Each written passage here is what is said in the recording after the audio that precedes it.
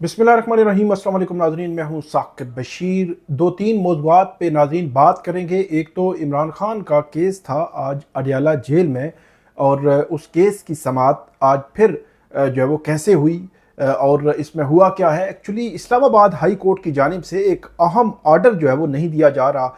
एक तो इस पे हम बात करेंगे। 190 मिलियन पाउंड केस है, उसकी समाअत के दौरान हुआ क्या है ये आपके सामने रखेंगे। और तोशा खाना वन केस, ये बड़ी ही अहमियत इख्तियार कर गया है, क्योंकि तोशा खाना वन केस में नैब ने जो मौक़िफ़ इख्तियार किया है कि इसका ट्रायल ठीक नहीं हुआ, तो ये नैब के खिलाफ एक जो है वो चार्जशीट जो है वो बनती है। वो कैसे, वो मैं आपके सामने पूरी कहानी रखूंगा कि तोशा खाना वन कहानी है क्या और इसका तनाजुर क्या होगा और ये कैसे जो है वो आगे बढ़ेंगे। और इसके अलावा 9 मई से मुतल्लिका जो मुकदमात हैं रावलपिंडी में या लाहौर में, उनकी क्या अपडेट्स हैं वो आपके सामने जो है वो शेयर करेंगे। आज नाज़रीन 190 मिलियन पाउंड केस की समाअत अडयाला जेल में थी। इमरान खान और बुशा बीबी के खिलाफ ये केस जो है वो चल रहा है। इसका ट्रायल अपने हतमी मराहिल की तरफ जो है वो बढ़ रहा है। आज इस पर अहम समाअत जो है वो हुई अडयाला जेल में। एहतसाब अदालत के जज नासिर जावेद राना जो है वो इस केस की समाअत जो है वो कर रहे थे। और आज केस की समाअत के दौरान वकला बैरिस्टर सलमान सफदर, मोहम्मद उस्मान गिल और जो दीगर वकला थे ज़हीर अब्बास, उनकी बजाय सलमान अकरम राजा जो अदालत के सामने पेश हुए। और बुशा बीबी की जानिब से आज इस्तिस्ना की दरख्वास्त जो है वो दायर की गई थी कि उनको आज हाजिरी से इस्तिस्ना दिया जाए। बुशरा बीबी जब से रिहा हुई हैं तब से उनको कोई मेडिकल इश्यूज़ हैं। पहले वो शुरू में तो पेशावर गई थी, पेशावर में रुकी थी, फिर लाहौर गई, लाहौर उनके चेकअप हुए, फिर लाहौर से दोबारा जो है वो पेशावर भी गई और पेशावर के हवाले से रात को इत्तलात आई थी। अब उन इत्तलात में पीटीआई के बाद सेगमेंट जो है वो कह रहे हैं कि ये जो है इत्तलात दुरुस्त नहीं है कि वो एक्टिव हुई हैं या उन्होंने कोई इजलास बुलाया है पीटीआई के एमपीएज एमएनएज का पेशावर में। और बाद इत्तलात ये थी कि ये जो है वो उन्होंने इजलास बुलाया है। तो मुतज़ाद इत्तलात हैं कि वो एक्टिव हुई हैं, नहीं हुई, लेकिन वो पेशावर में बहरहाल मौजूद हैं। तो उनकी जानिब से आज मेडिकल इश्यूज़ की वजह से इस्तिस्ना की दरख्वास्त जो है वो दायर की गई थी एहतसाब अदालत में। तो अडयाला जेल के जो जज हैं नासिर जावेद राना, उन्होंने जब समाअत की तो उन्होंने एक तो उनको बताया गया बुशरा बीबी के हवाले से, तो उन्होंने उनकी इस्तिस्ना की दरख्वास्त मंजूर कर ली। क्योंकि जब भी किसी भी मुलजम या मुलजमा की जमानत हो जाती है तो उस केस में उसकी मौजूदगी, जब वो ट्रायल चल रहा हो या अपील हो, मतलब ट्रायल कोर्ट हो या हाई कोर्ट हो, उसमें अपील हो, तो उन दोनों सूरतों में उसको जाती हैसियत में पेश होना जरूरी होता है। अब आइंदा समाअत जो होनी है तोशा खाना वन की, आगे तफसीलात आपके साथ शेयर करूंगा 23 या 24 नवंबर को, उसमें इस्लामाबाद हाई कोर्ट में भी उनकी पेशी का इम्कान जो है वो मौजूद है बुशरा बीबी का। क्योंकि बुशरा बीबी यहाँ इस्लामाबाद हाई कोर्ट में जो अपील चल रही है उस अपील में भी पेश नहीं हो रही, उनकी जानिब से एग्जेम्पशन की दरख्वास्त जो है वो आ रही है। आज की जो समाअत थी अडयाला जेल में, उसमें सलमान अकरम राजा की जानिब से अदालत को बताया गया कि इस्लामाबाद हाई कोर्ट ने हुक्म दिया था कि पहले इमरान खान और बुशरा बीबी की बरियत की दरखास्तें, जो एक्विटल की दरखास्तें हैं, उनको ट्रायल कोर्ट सुने और ट्रायल कोर्ट उनको सुनकर फैसला जो है वो करे। तो ये उन्होंने बात सामने रखी और ये तनाजुर ये है कि 7 नवंबर को ये चीफ जस्टिस आमिर फारूक और जस्टिस मियां गुल हसन और अगजेब ने ये समाअत की थी। और उसके बाद 8, 9, 10, 11, 12, 13, 14 और आज हो गई 15 नवंबर, अभी तक उसका ऑर्डर नहीं आया। ऑर्डर मेरी नजर में कोई डिटेल, बहुत ज्यादा डिटेल ऑर्डर इसलिए नहीं है या था क्योंकि उसमें एक इतना ही लिखना है जो इस्लामाबाद हाई कोर्ट की जानिब से कि इसका आप जो है वो दोबारा सुने, क्योंकि आपने पहले मेरिट पर रीजनिंग नहीं दी, वजूहात नहीं दी। अब आप दोबारा जो है वो इस बरियत की दरखास्तों को सुने, उस पर फैसला करें। बरियत की दरखास्तें अगर मंजूर करते हैं तब भी आप वजह बताएंगे, वजूहात का जिक्र करेंगे, डिटेल रीजनिंग देंगे कि क्यों आपने वो मंजूर की हैं। और अगर आप मुस्तरद करते हैं तो उस सूरत में भी आपको डिटेल रीजनिंग देनी होगी कि क्यों आपने मुस्तरद की हैं बरियत की दरखास्तें।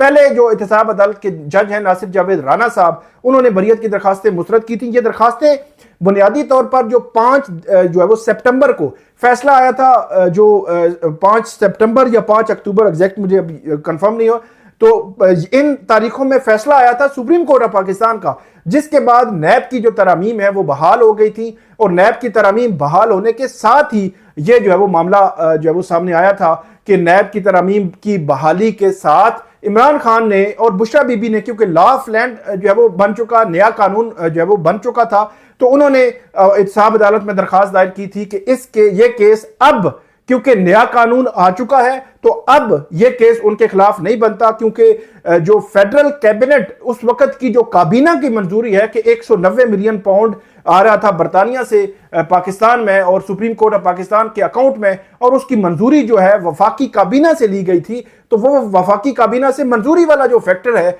वो फैक्टर इसमें बताया गया कि क्योंकि अब प्रोटेक्शन है नए नैब लॉ में, तो इसलिए हमें बरी किया जाए। तो अदालत ने उस पर जो दरखास्तें थे वो डिसमिस कर दी थी। बुशरा बीबी की हद तक तो जो जज साहब है उन्होंने कहा जी मैं मेन जो जजमेंट है उसके साथ डिसाइड करूंगा, और इमरान खान की हद तक उन्होंने दरखास्त मुस्तरद कर दी और बाद में बुशरा बीबी की भी डिसमिस कर दी और रीजनिंग नहीं दी। इस्लामाबाद हाई कोर्ट मामला पहुंचा, एक तारीख, दूसरी, तीसरी, चौथी तारीख में जब मामला पहुंचा तो पता चला जी रीजनिंग ही नहीं है। हालांकि यह पहली समाअत पर भी हो सकता था, लेकिन रीजनिंग ना होने की वजह से उन्होंने कहा वापस भेजें।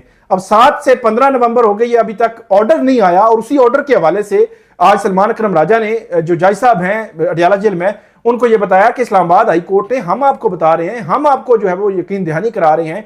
नैब के प्रोसिक्यूटर अमजद परवेज जो है वो वहां में मौजूद थे, और ये जो बरियत की दरखास्तों पर इस्लामाबाद हाई कोर्ट ने यह ऑर्डर किया है कि आप पहले सुने, और आप जो है वो दूसरी जानिब से केस जो है वो आगे बढ़ा रहे हैं। तो इस पर जो जज साहब हैं उन्होंने ये कहा कि मुझे इस्लामाबाद हाई कोर्ट से अभी कोई ऑर्डर मौसूल नहीं हुआ। ऑर्डर कहां मौसूल होना है, इस्लामाबाद हाई कोर्ट ने ऑर्डर दिया ही नहीं है, ऑर्डर देते तो फिर होता। हालांकि इस्लामाबाद हाई कोर्ट को भी ये आइडिया है कि रोजाना या हर दूसरे दिन समाअत हो रही है, मतलब 7 से 15 नवंबर तक मेरे ख्याल है 3 या 4 समातें हुई हैं, 15, 13, 11, 8, मतलब ये 4 समातें हुई हैं।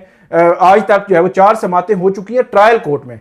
तो ये क्यों, इससे कबल इस्लामाबाद हाई कोर्ट ने ये स्टे दे रखा था कि आप जजमेंट नहीं दे सकते, अब तो वो स्टे भी खत्म हो चुका है। इसके बावजूद इस्लामाबाद हाई कोर्ट को ये चाहिए, जजेस को चाहिए कि जो भी है आप ऑर्डर जो है वो दें, ताकि जो उसका ट्रायल है वो आगे बढ़े, या बरियत की दरखास्तें जो है वो सुने एहतसाब अदालत के जज साहब जो है वो ट्रायल को जो है वो आगे बढ़ाएं। इसमें अदालत ने कहा कि हमें तो मिला ही नहीं है। फिर सलमान अकरम राजा ने अदालत के सामने यह मौकफ रखा कि तहरीरी तौर पर अदालत में हम ये कह रहे हैं, उन्होंने कहा कि हम आपको ये लिख कर दे रहे हैं कि इस्लामाबाद हाई कोर्ट की जानिब से हुक्म दिया गया था। उमूमी तौर पर अदालतें कहती हैं कि हमें जब ऑर्डर ही नहीं आया, हमारे सामने कोई चीज है ही नहीं सॉलिड, तो हम कैसे उस पर यकीन कर लें कि आप जो है वो ठीक बात कर रहे हैं। तो फिर वो सीनियर वकील होते हैं, वो उनकी जानिब से कोई एफिडेविट आ जाता है, वो लिख कर दे देते हैं, नीचे अपने सिग्नेचर कर देते हैं, वो कहते हैं कि हमारी रिस्पॉन्सिबिलिटी है, हम जो लिख रहे हैं हम रिस्पॉन्सिबल होंगे।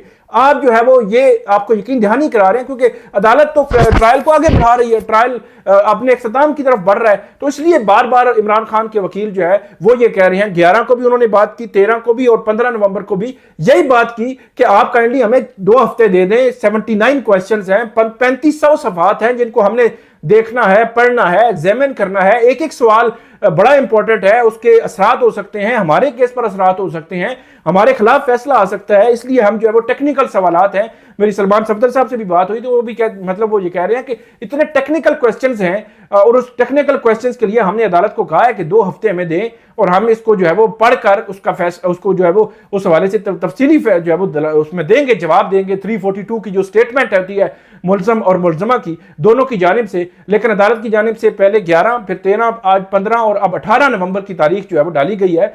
अब देखना यह है कि आगे होगा क्या, कैसे जो है वो चीज चलेगी। इसमें मजीद जो नैब के प्रोसिक्यूटर हैं उन्होंने आज अदालत के सामने यह मौकफ रखा कि जिन वकला ने इस्लामाबाद हाई कोर्ट में दलाइल दिए थे, उन्हीं वकला की जानिब से तहरीरी तौर पर अदालत को आगाह किया जाना चाहिए था। अब मसला यह है कि जो इस्लामाबाद हाई कोर्ट में बैरिस्टर अली जफर ने दलाइल दिए थे, और जो आज अडियाला जेल में सलमान अकरम राजा बात कर रहे थे, दोनों बड़े सीनियर वकील हैं, सुप्रीम कोर्ट के वकील हैं, बड़े नामी ग्रामी हैं, दोनों पीटीआई के बड़े, एक सेनेटर हैं, दूसरे सेक्रेटरी जनरल भी हैं।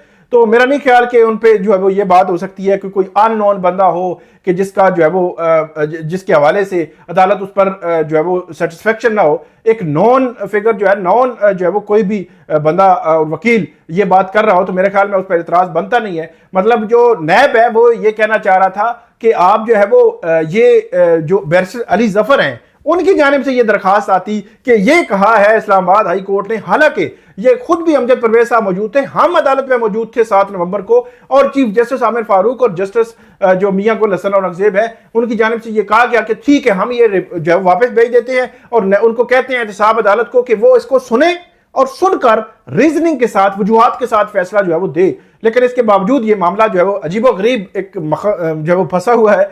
तो इसमें जो उनकी जानिब से ये भी कहा गया, नैब के प्रोसिक्यूटर की जानिब से, कि ताहम अगर वकला तहरीरी तौर पर अदालत को दे रहे हैं तो अदालत इस मामले को देख ले। या उन्होंने फिर थोड़ा सा अपना जो मौकफ है उसमें नरमी लाई कि अगर वो तहरीरी तौर पर लिख कर दे रहे हैं तो फिर अदालत जो है वो उसको देख ले।